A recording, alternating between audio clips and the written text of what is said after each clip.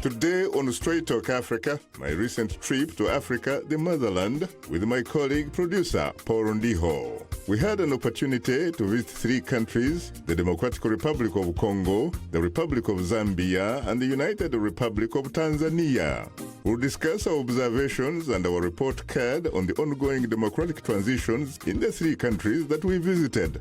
And needless to say, we look forward to our return to the continent in the near future. That's coming up next right here on Straight Talk Africa.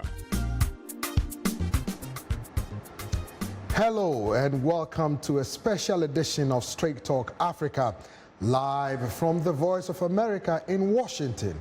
I'm Peter Clotty. For today only, Shaka Sali will join us in a moment as a special guest. Hello, Peter, and hello to all our viewers and listeners on the continent and elsewhere. I'm Ian Bior, your social media reporter.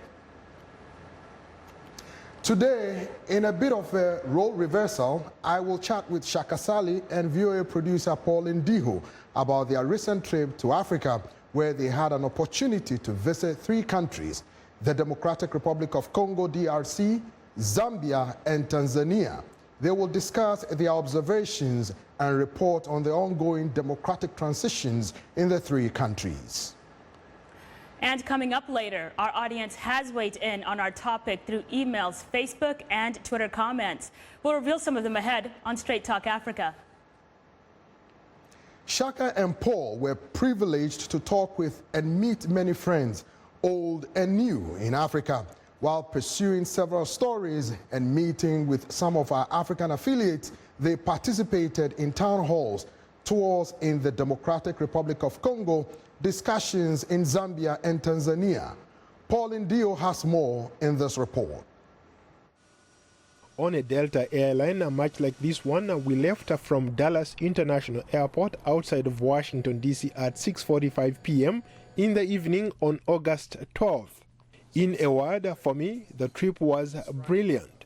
Shaka might prefer to say tiring, frustrating, but agree tremendously exciting, rewarding, and productive. We started out in the Democratic Republic of Congo at the invitation of the Congolese government. At first, we visited the Grand Inga Dams project, the world's largest hydropower plant. The project is on the Congo River. It's believed that the Grand Inga Dams will one day provide cheap electricity throughout the vast resource-rich country and perhaps to the entire continent. It already generates electricity to thousands in the DRC and has initiated significant industrial development. The projections are that it will create hundreds, if not thousands, of jobs and provide work to many Africans. This grand project is estimated to cost a total of $80 billion. Once successfully completed, Grand Inga Dam will produce about 40,000 megawatts of electricity. And that's more than a third of the total electricity currently produced in Africa. Shaka and I were taken on a unique tour of Matadi, DRC's main seaport, handling 90% of the nation's shipping, not including oil tankers. Jacques Mbadu, the governor of Congo Central Province, says more than 50,000 metric tons of cargo pass through Matadi shipping port. After Matadi, we returned back to the capital, hoping to get a glimpse of President Kabila, but he declined to give us the promised interview.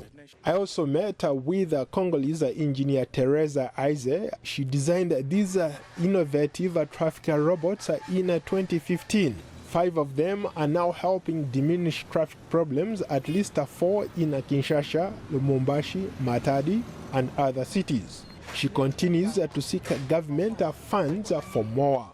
From there, we flew to Zambia, and our first stop, ZNBC, the Zambian National Broadcasting Corporation in Lusaka. ZNBC is a state-owned, it is the widest reaching and largest radio and television broadcaster in the region. President Edgar Lungu turned down our request to interview him, but we did speak with the founding president, Dr. Kenneth Kaunda. Kaunda served as the first president of an independent Zambia from October 1964 to 1991. retired but not tired. He is involved with many charitable organizations and has been a zealous soldier in the fight against AIDS. Shaka and I conducted a then exclusive interview with jailed opposition candidate Hakainde Hichilema. Shaka also moderated a hugely attended town hall at the University of Zambia on the challenges of democracy facing Africa and Zambia.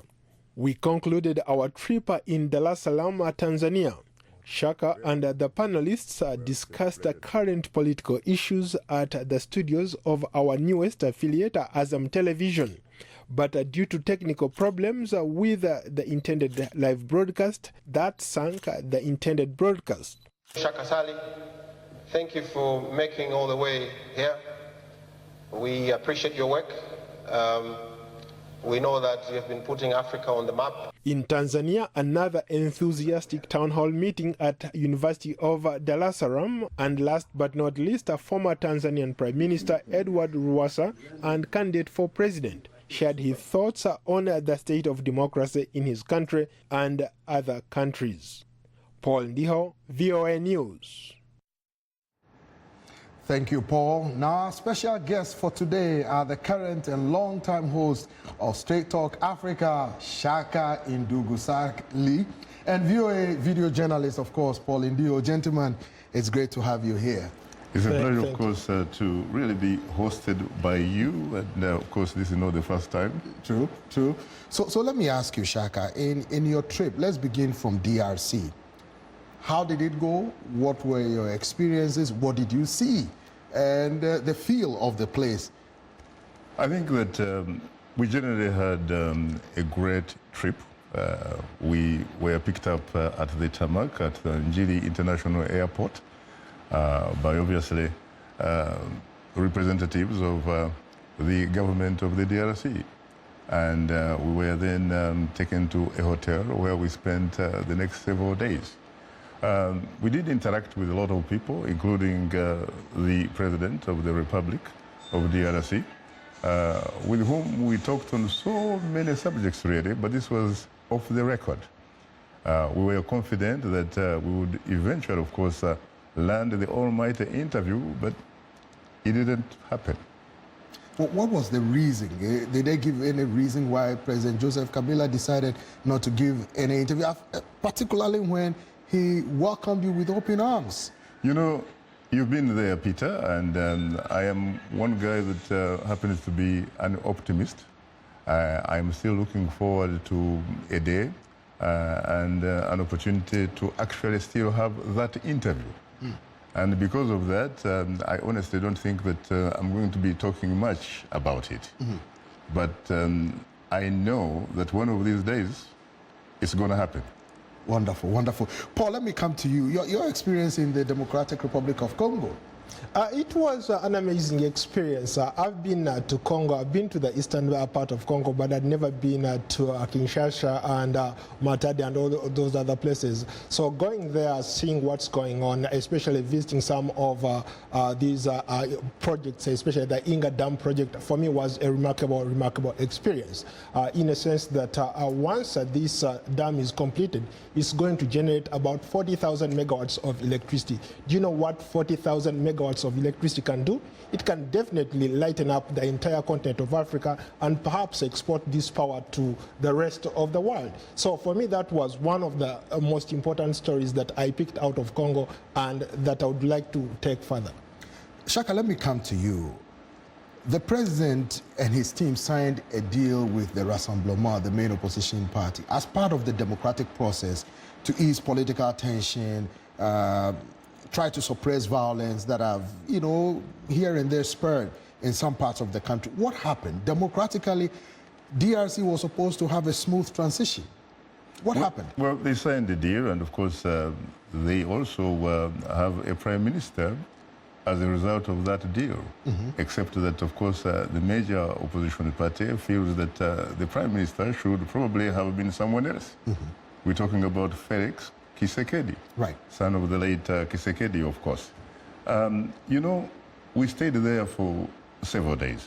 To be very honest with you, everything seemed to be normal, at least in the capital, Kinshasa. You hear a lot about the war, people fighting, of course, in Kasai, people fighting on the eastern DRC and what have you, but we didn't see anything of that sort. We pretty much interacted with the people who were going about their normal type of business. We went to markets, we went to downtown. In fact, I remember that I had, I think, what you would call, I shaved my hair twice. Paying about $10 on each trip. We did talk to people, and people, of course, were very, very anxiously waiting for the upcoming elections, if at all, of course, they are going to be held. The government says that they have been registering voters, and so far they have registered at least about 40 million people. That's what they say. And they say that they should be having elections anytime soon. Some of the government officials say they have challenges. That's the reason why elections might not necessarily be held, and that they don't have funds to organize the elections. The Electoral Commission, they said. Now, the opposition is saying the deal was that elections were supposed to be held, and that there is a constitutional crisis because the president has,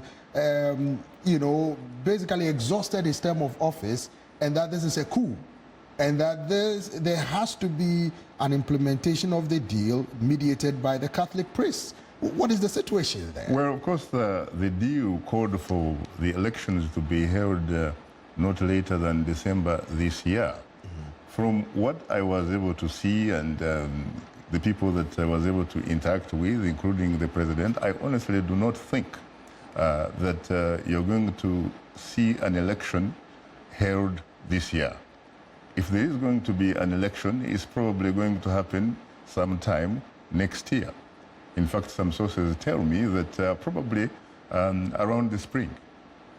When you talk about you talk about the deal, or you talk about, in fact, about a constitutional crisis.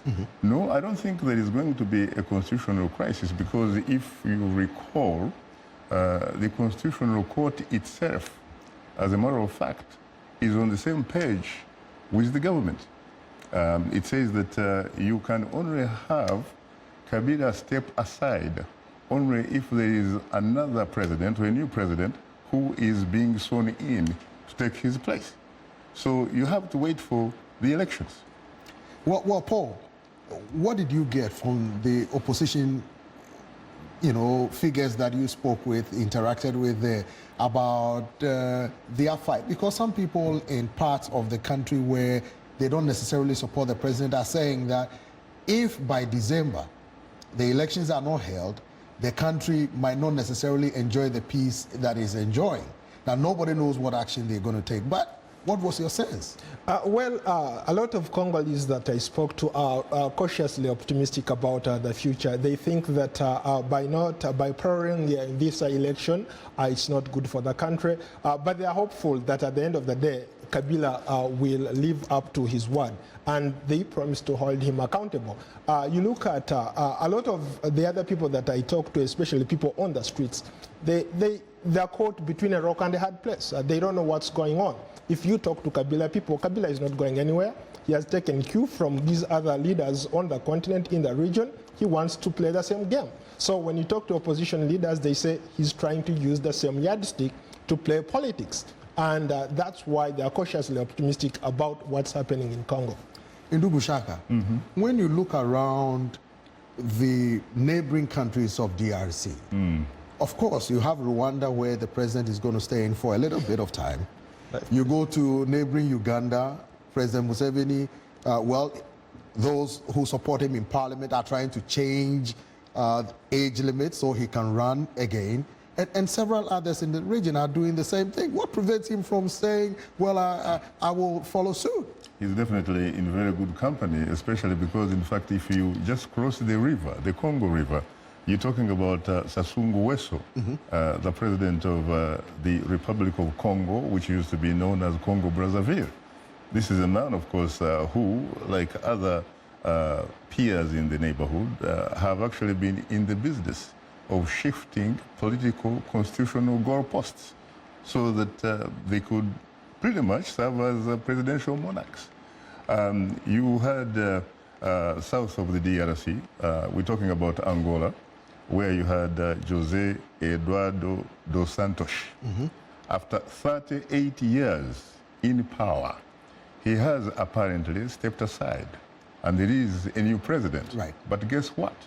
When you look at the political dynamics in Angola, the MPLA is pretty much subordinate. I mean, the state, the government, as it were, is pretty much subordinate to the MPLA. And guess who is the chairman of the MPLA? Jose Eduardo dos Santos.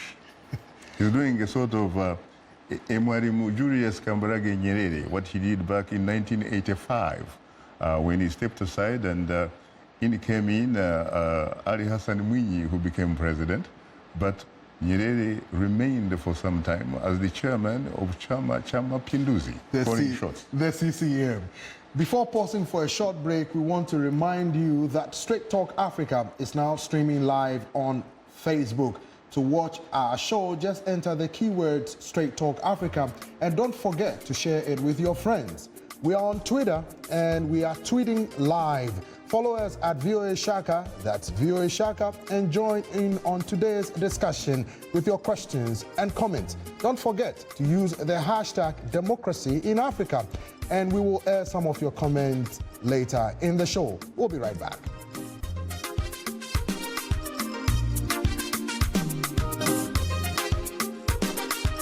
That are important to people on an everyday basis. We hope that our viewers are getting inspired when they watch our show. They're getting a view of the world from a different perspective, things that perhaps are not in their immediate vicinity. Today, I could put in on the show something that is a little different, a little unique, and this gives me that, inspiration to come to work.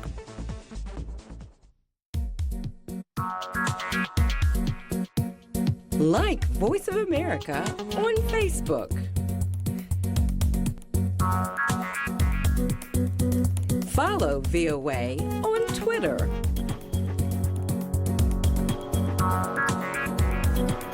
Join VOA on our YouTube channel. Like, follow, join VOA. Welcome back. Before the break, we were talking about the DRC and what Shaka and Paul Ndio experienced in the DRC. Now, Paul, before we left, you made, in your initial submission, you talked about the Inga Dam. Now, looking at the Inga Dam, what special place will it play in DRC's industrialization, and for that matter, industrialization of Africa as a launchpad to create jobs for the youth, if I may ask you? This could be probably the largest infrastructure development taking place on the continent or even in the world as we speak. The total estimate of that project is about $80 billion, $80 billion. So that's huge. In terms of impact, in terms of scale, it can go either way. You have a lot of people, most of the people employed working there are Congolese. That's a remarkable thing. In most cases, you find a lot of Chinese, you find a lot of expatriates working in these places. But when we toured the place, there were a lot of people who are Congolese, from the top managers to the guy who was sweeping the floor. So that was an impressive part on the behalf of the government and everybody else working there. Then in terms of impact, how big of an impact this Inga Dam, once completed, can have on the continent, I think it's huge, huge. Why? Because when you talk about 40,000 megawatts of power, no country in Africa, I think this is probably, it's even going to produce more than the Mammoth dams in China that produce about half of that. So this is going to be huge in terms of reach, if they do it very well. But I think they also had challenges last year. The World Bank actually withdrew some of the funds because of corruption and other things related to bad governance and all that kind of stuff. So, but if implemented properly, I think this dam has the potential to put Congo on the map. Not for the minerals, not for the war, but for industrialization. Peter, I honestly couldn't agree with Paul more. You're looking at the second largest water basin in the world here, after the Amazon in Brazil. And we were told that if Africa is going to industrialize, and it has to do that at some point in time, it is going to need Inga Dam. Inga Dam will be the answer. And guess what? You're talking about a country that is likely to become a global energy power. We're talking about lighting the entire continent, going to the Middle East, and some parts of Europe for that matter. Well, Shaka, some people that I spoke with when former Prime Minister Mpoyo, I spoke with him, he said that if there is a chance where other African leaders or other African countries could contribute financially to support the effort because they would benefit. Is there any plan, that they told you about raising funds among the African countries to help with the dam, particularly when the World Bank pulled back due to concerns of graft? South Africa, in fact, is one of those key countries that is on board. There is no question about that. By the way, the Congo is an incredibly wealthy country. Right.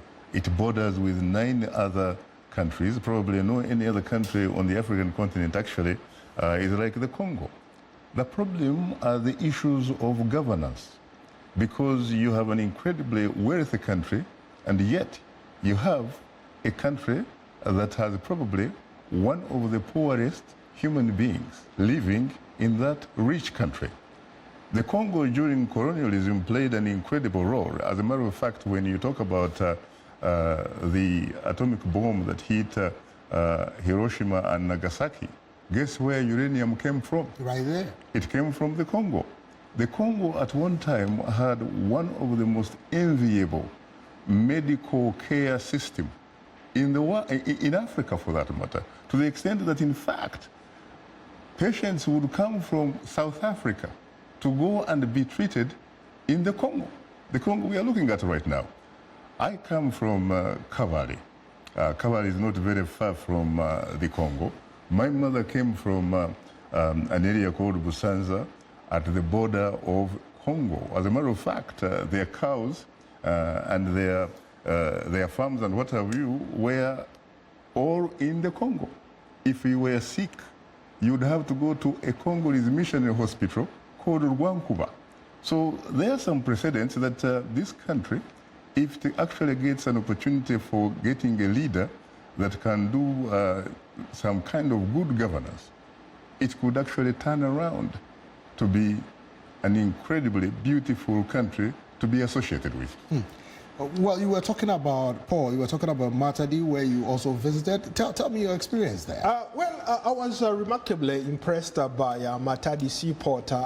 They have 2 ports. One is the government-owned and run, and then the other one is they have a private government partnership where it's run pretty much as a private entity. So the one that is run by the government is sort of defunct. It's really functional but not functional. But so where they are investing more money, they have invested over $2 billion in the other port that is privately run, which I thought was a good example of once this money, they have a lot of money in terms of mineral resources, so they have the capability to do even more. So having a port like that that supplies not only Congo, but all the other countries around, I think is a remarkable example of what good money or what good practices can do if you invest your money wisely.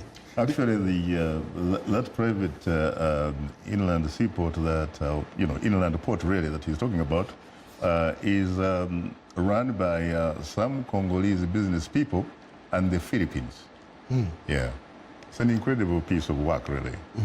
Did they say when the Inga Dam will be complete and when we'll have the full capacity of that 40,000 kilowatts? No, megawatts. Megawatts. Right now, that's the million-dollar question. They have had issues. When we went there, there was a little bit of work going on. But of course, they have had issues with, again, the World Bank pooling funds. The African Development Bank had also raised concerns about the corruption. So you have, in terms of infrastructure development, it's on hold. There are just a few things going on. But in terms of when it's already in production, rather the electricity is already being generated there. But when they complete that whole project, it's going to be a while. Nobody knows when. There are estimates out there, maybe 2020, but probably it could be even 2025, 2030, who knows. But what I like about that particular project is the simple fact that they have given opportunity to a lot of Congolese. Most of the engineers there were Congolese. Most of the technicians, the foremen were Congolese. So I respect that, and I like to see that happen in more African countries. Shaka, let's go to Zambia. In Zambia, you met the founding president. Yes, of course. Dr. Kenneth David Kaunda. Yes, indeed. Tell me about it. Very interesting. Of course, first of all, you're talking about a man who is now at 93 years young. He actually even tried to jog for us, by the way. In addition, of course, as you saw a little bit earlier, he played the piano for us. Mm-hmm. This was after we had done an interview with him when we paid a courtesy call on him for the second day. When you look at Zambia, you talk about the infrastructure, for example. It reminded me a little bit about his mentor, mm-hmm. The Ghanaian founding president, the Osajefo, Kwame Nkrumah, because in fact, when you go to your country, Ghana, you look at the infrastructure, for the most part, this was infrastructure put in place by Dr. Kwame Nkrumah. There are people who say that governments, when they come, sometimes they have to get into the business of repairing, not particularly really building, a little bit more of that. It seems to be the same case in Zambia, for example. You look at the airport, you look at the ZNBC, the Zambia National Broadcasting Corporation, which has an incredible campus, by the way. You look at the University of Zambia, a very beautiful, piece of work. And you look at the road, communication infrastructure and what have you. These, frankly, are things that were put in place by this great man when he was in power, of course, for 27 years to boot. Mm. I have great respect for that man because he has had a life after State House. Mm. This is a man, for example, who actually lost an election back in 1991 against a Frederick Chiruba. Right. He had the courage, the confidence, and the wisdom to concede defeat with dignity. And he continues living and, of course, acting as an example, really, as a positive role model for other African leaders. And he probably can also assure those African leaders who don't seem to think that there is life after State House, but in fact there is. Mm-hmm. Yeah. Paul, let me talk to you about the town hall meeting you had in the capital, Lusaka. Wow, that was an incredible experience, especially for Shaka. I didn't know Shaka was a big star until we hit Lusaka. From the streets to the hotels, everybody was trying to want to take pictures with Shaka. But to the town hall, I think that was one of the well-attended town halls that we had. You had this vibrant audience that was challenging Shaka and all the other panelists. And I thought that if these young guys really mean what they say, I think Zambia is on to something great. Other than the politics, I looked at these young people talking about how they want to see their country governed, what role the politicians should be playing. And I thought that, I wish this could be happening in my own country, Uganda, where people are not even allowed to, for example, to exercise their God-given rights.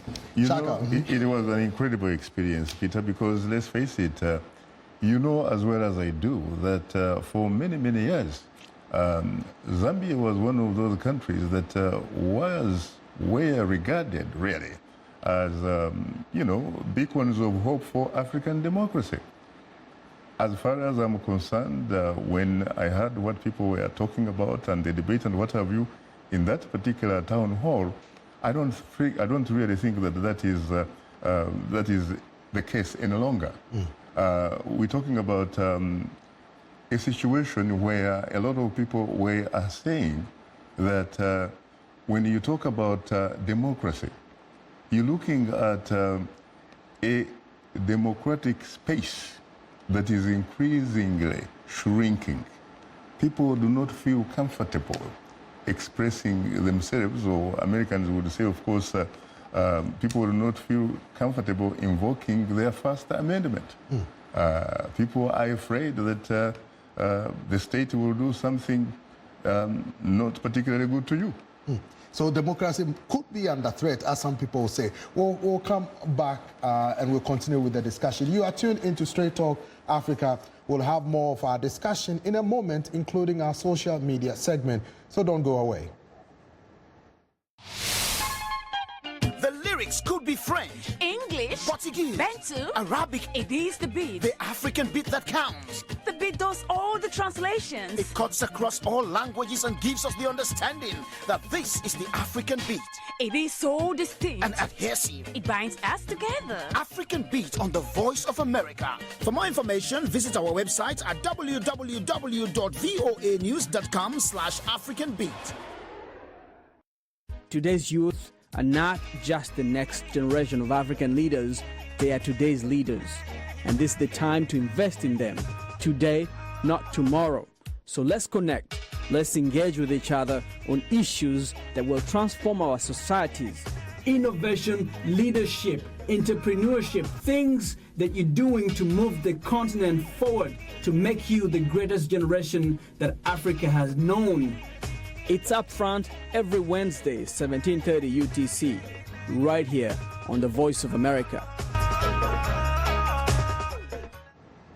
Welcome back to Straight Talk Africa live from Washington. It's time to bring in our social media reporter, Ayen Bior. Hello, Ayen. Hello, Peter. We received excellent social media feedback this week. Shaka and producer Paul Ndiho are discussing the issues and challenges they encountered on their recent reporting trip, exploring democracy in transition across Africa. Well, this leads us to our question of the week, which asked, what are the most important challenges on the path to democracy in Africa? Well, let's start off this conversation with a tweet from Immaculate Clint Jones, who tweets, patronism due to poverty, having large masses of illiterate or semi-illiterate people, and when security personnel become partisan. And we have another tweet from Abel Elibariki. He says, misconception of opposition parties by the ruling party and constitutions that will guide free and fair ground to practice democracy to everyone. Well, now to our social media comment of the week from Facebook fan Otieno Tatu in Kenya, who writes, civic education. Most people do not understand what this democracy is really about. They don't understand the power that is vested in them by being in a democratic system. Well, let's go to another comment from Facebook fan Raymond Muthemba, who writes, ethnicity and religious-based politics undermine unity, and eventually democracy takes a beating. Most countries in sub-Saharan Africa are not actually nations, but a collection of factions cobbled together under one flag. The unity is just a flimsy cloak getting tattered by the day. Tribal or religious inclinations are what matters most. And our last Facebook comment comes from Kakua Mohammed Ahmed in the Democratic Republic of Congo. He writes, I think the major challenges are the violations of people's freedom. If these challenges can be addressed, then democracy will be achieved to a certain extent. Well, you may agree or disagree with all or any of these comments. Either way, we appreciate you sharing them with us. A reminder that we appreciate all of the audience feedback. If you're a new fan, drop us a line at africatv@voanews.com. To comment on our Facebook page, just enter the keywords Straight Talk Africa. Be sure to visit us online at voaafrica.com. To join our YouTube channel, sign up to VOA TV to Africa. Be sure to follow us on Twitter at VOA Shaka. Straight Talk Africa streams live every Wednesday on Facebook, or simply go to VOA's Straight Talk Africa TV program page on our website. To watch us live on your mobile device, download the VOA mobile app. Now let's take a look at what's on tap for next week's program.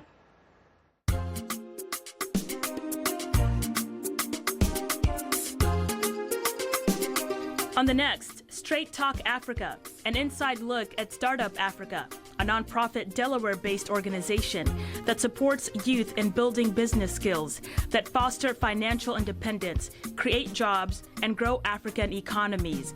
A discussion on Startup Africa on the next Straight Talk Africa. Well, that's all for today's social media segment. Peter, you, Shaka, and Paul have a lot of social media comments to discuss. Back to you.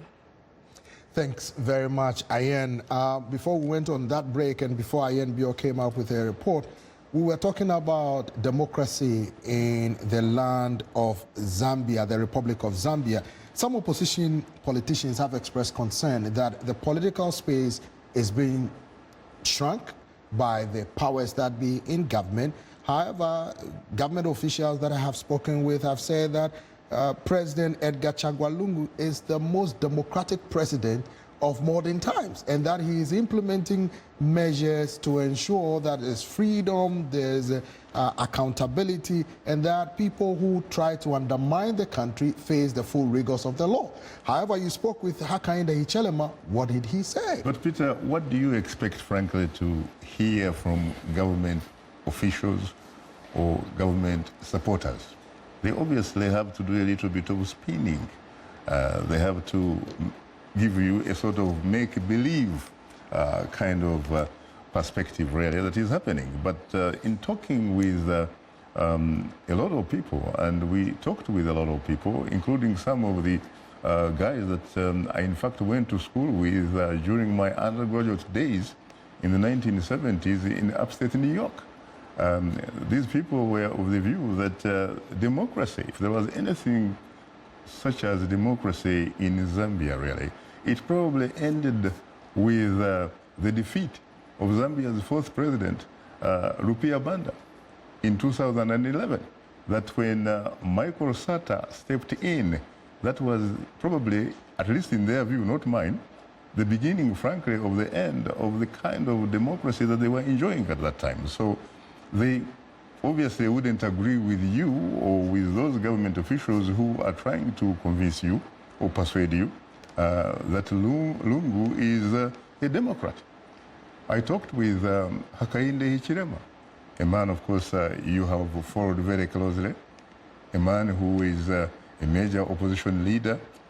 There is a lot of evidence, as a matter of fact, to suggest that he may, in fact, have even won the last two elections, you know, beginning, of course, with the one that, you know, when your friend, Guy Scott, came out of the former vice president. Yeah, the former vice president who became acting president for about 3 months, I think.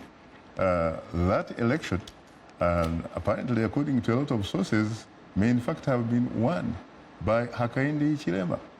But the fact of the matter is that the Patriotic Front Party controlled the state, and therefore the results that were announced were not necessarily a reflection of the will of the people, but rather a reflection of the individual that announced the results. And then you go to 2016.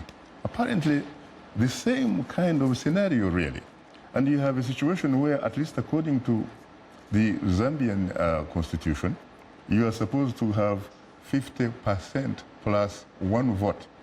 Can you believe that the election that was won by Lungu, he actually won by less than 14,000 votes, and yet they claim that he actually hit the magic number of 50% plus one. So when you talk about Hichilema, of course, he was in prison, for example, for 4 months without trial.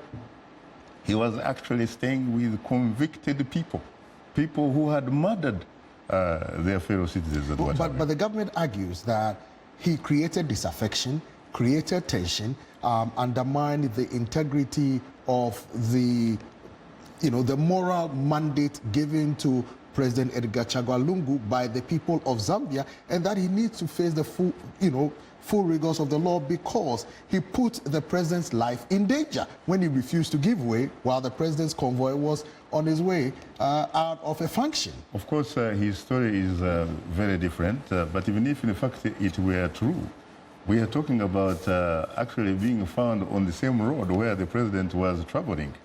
He probably could have gotten, in fact, a traffic ticket or something of that sort, but certainly not to be charged with treason, which conveniently happens to be an unbearable offense. And hence, he was actually locked up for 4 months with no trial. And this begins really with the fact that he does not recognize or did not recognize the presidency of his competitor, President Edgar Lungu, because he said that the election was a sham. And so the fact of the matter is that he had been under pressure to recognize the presidency of Edgar Lungu, and he did not. He tried to petition, for example, the election, but the petition in fact was dismissed on quote-unquote a technicality, even though in fact the party had filed the petition within the allowable time. They could not listen to the petition. And sources on the ground say the reason is very simple, because most of the judges, if not all of them, in fact were handpicked or were actually appointed by the incumbent President Lungu. And so they obviously, I think, in some way, shape or form, feel that they owe allegiance to him, not to the state. Paul, let me come to you. Looking at the dynamics of the Patriotic Front, the ruling party in Zambia, and the United Party for National Development, or UPND, what did you see in terms of the dynamics? Because they all seem to be saying different things. They said they are willing to negotiate without preconditions to resolve the tension. However, nothing seemed to be moving. You see, I'll start with the famous quote from one Joseph Stalin. He once said that it doesn't matter how many people show up to an election. What matters is the person who counts the vote. And in this particular case, it was the people who counted the vote that really determined who won this election, not the actual people who voted.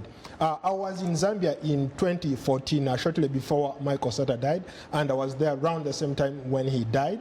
I can tell you that the environment then and now is like day and night. Why? Because the opposition or the people on the street feel like they are being pushed to the corner. This has never happened in Zambia. That democracy in Zambia was on an upward, it was going upward. Now it's on a downward spiral. Why? Because you talk to a guy like Hakainde Hichilema, he says, despite what they did to him, and when you look at all the evidence adduced before a court and what he presented to his the electorate, the guy could have won this election. But again, going back to the point I made earlier, he did not count the election. But one thing that struck me about HH was the simple fact that despite what they did to him, he's not bitter. And I found that I took that to be a very, very profound statement, especially coming from a guy who was treated in a manner they treated him. When you look at what they did to his house, who visited his house, when you look at what they did to his house, how they mistreated his people, he shouldn't be happy, or he should be bitter. But he said, you know what, I'm not bitter, and I'm going to let this go on and go on. And he said, look, as Zambians, they can come together and have a dialogue.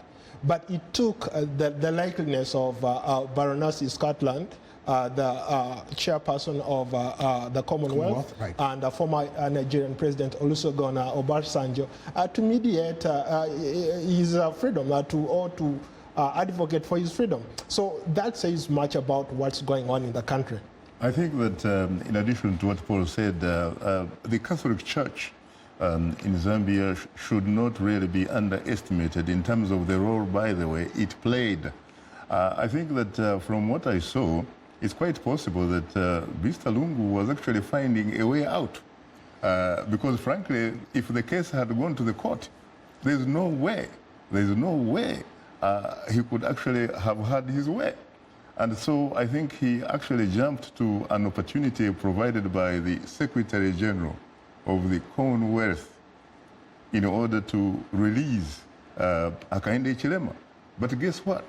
Politically, I can say with no doubt whatsoever from what I saw in the capital Lusaka and the people I talked with, you cannot imagine that this could in fact act as a sort of blessing in disguise politically for Hakainde Hichilema, because he is incredibly popular all over the place. You are tuned into Straight Talk Africa. We'll continue our discussion in just a moment.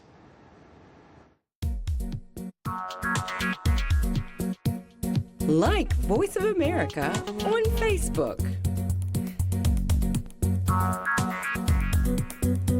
Follow VOA on Twitter.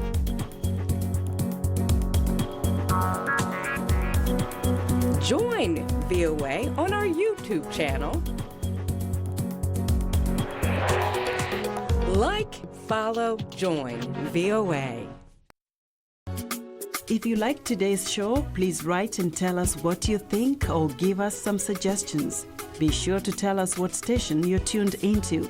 Our address, Straight Talk Africa, Voice of America, 330 Independence Avenue Southwest, Washington, D.C. 20237 USA. Or send us an email at africatv@voanews.com. Log on to our website at voaafrica.com. Or post your comments on Facebook. Keywords Straight Talk Africa. Welcome back. Before the break, we were talking about democracy in Zambia. But some critics of Hakainde Hichilema, the leader and presidential candidate of the UPND, said recently when he went to South Africa, he really painted the country in a very bad light. Instead of praising the country, he said the judiciary is weakened and controlled. He really painted a very bad picture. And some of them said you do not wash the country's linen in outside the country, where you tarnish the reputation of the country.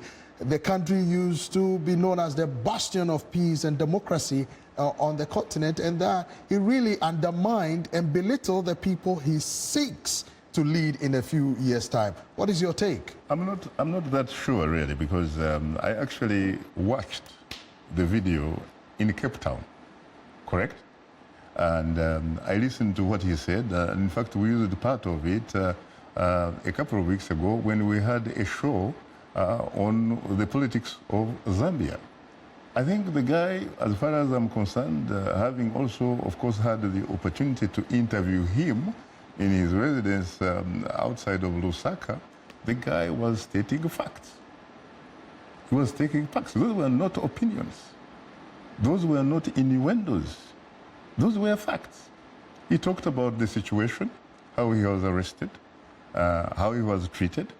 It was consistent with what he shared with me. But Shaka, one of his critics was saying to me the other time that when he was asked to say one good thing that the government has done for the people of Zambia, he could not even mention a single thing that the government has done right.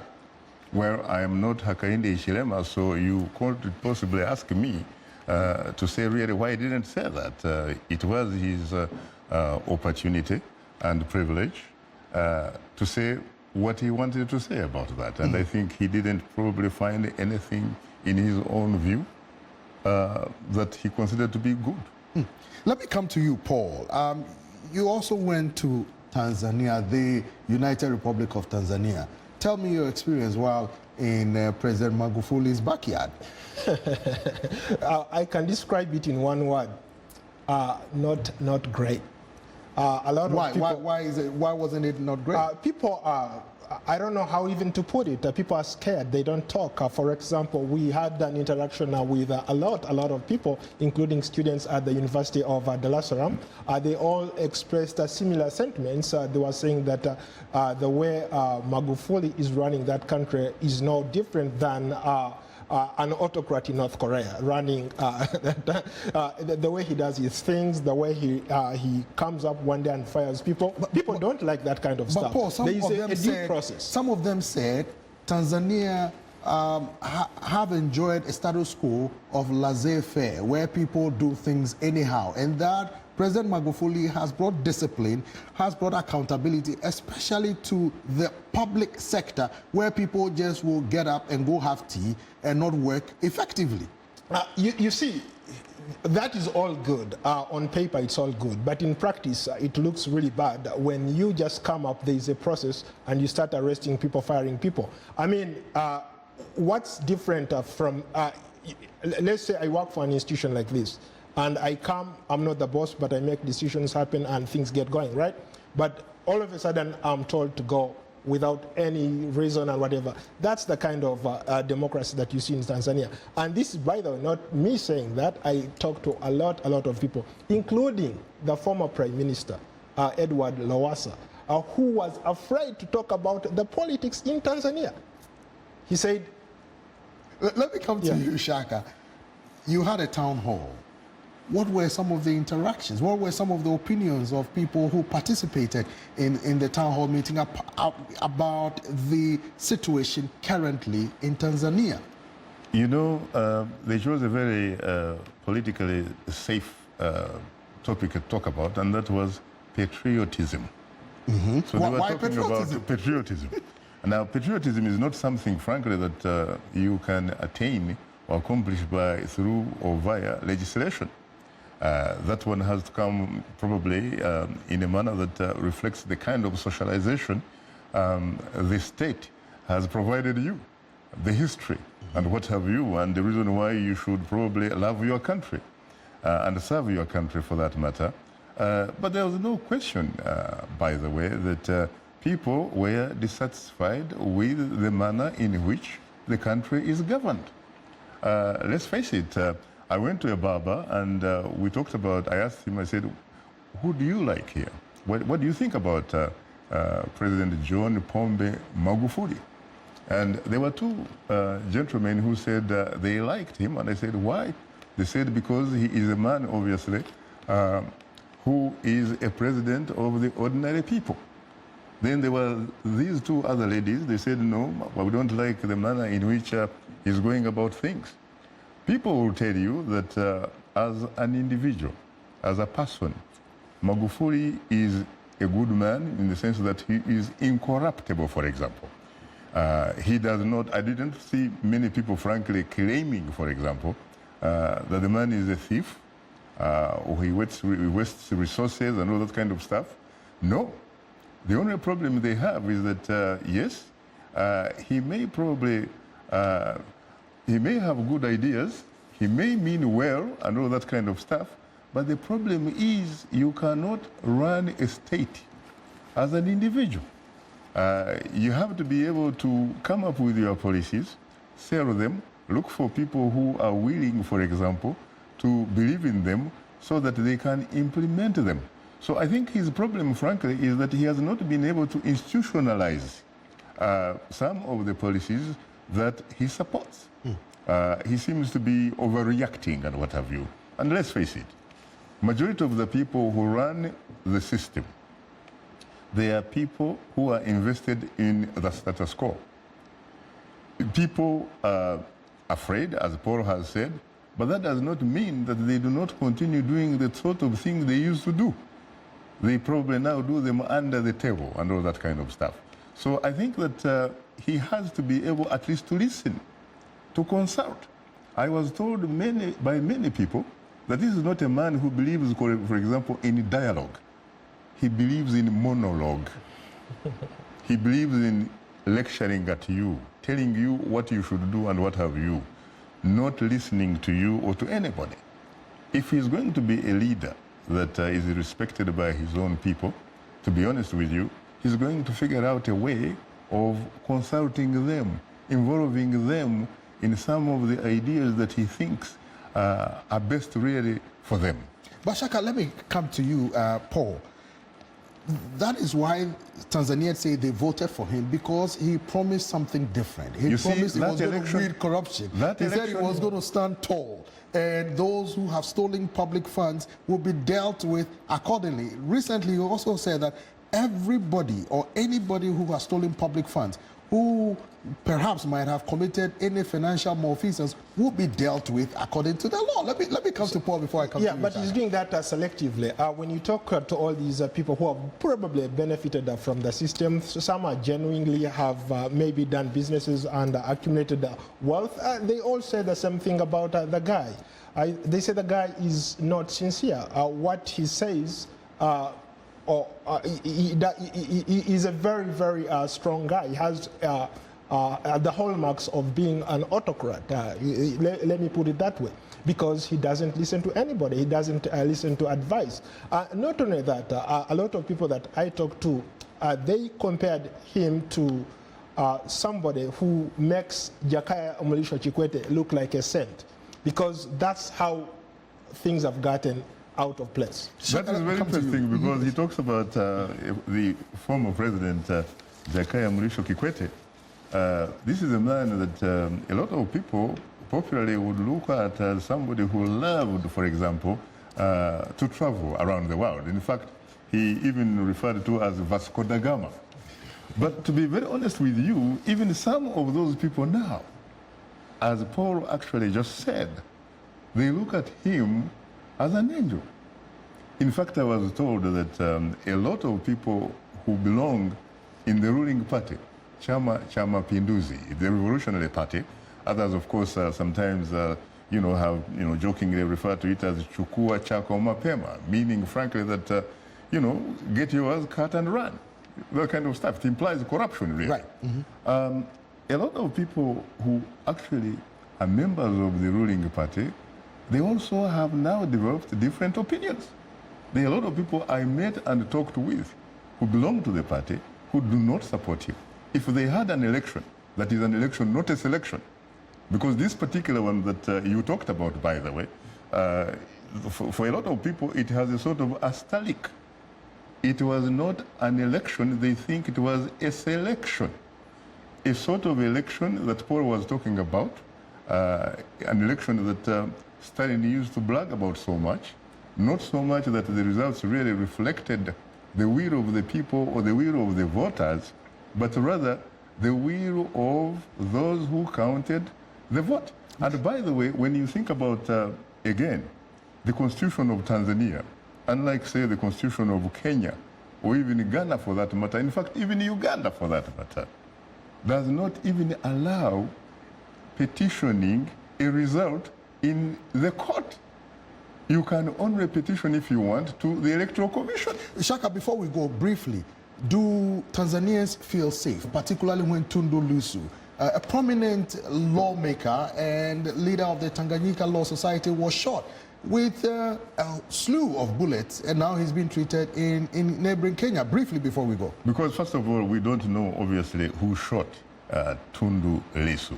But there are a lot of people, of course, who say that the state had a hand in it. You talk about peace. Dar es Salaam used to be considered to be the harbor of peace. In fact, that's what it means, Dar es Salaam. But I was talking to people who said that once harbor of peace seems to be falling in pieces. And when you talk about stability, peace and stability, by the way, it's not simply the absence of war or internally displaced persons and all kind of stuff. It should be the presence of socio-economic justice for all. Thank you. On that note, thanks to our guests, viewers Shaka Sali and Paul Ndiho, for sharing their Africa trip with us.